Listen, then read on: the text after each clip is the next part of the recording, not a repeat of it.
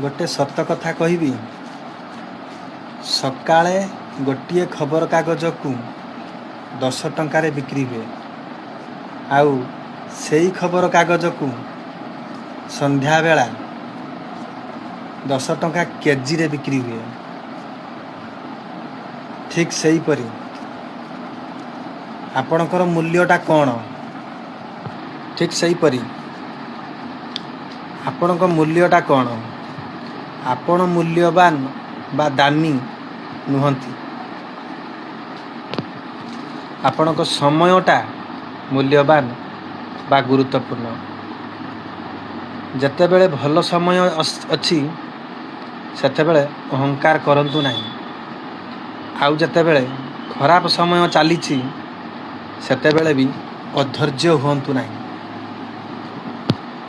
कर्म करि चलंतु देखिबे सबू ठीक हो। जय जगन्नाथ।